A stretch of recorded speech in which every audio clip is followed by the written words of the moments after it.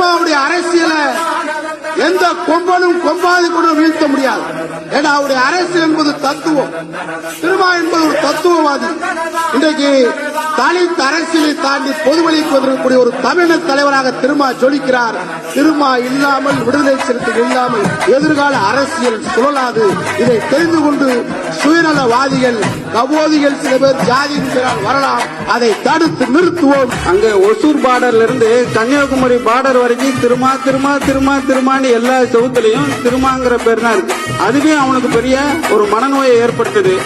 கண்ணுக்குள்ள கனவு இருக்க, களமிங்க காத்திருக்க, நெஞ்சுக்குள்ள திமிர் இருக்க, நிற்காது துடிச்சிருக்க. கண்ணுக்குள்ள கனவு இருக்க, களமிங்க காத்திருக்க, நெஞ்சு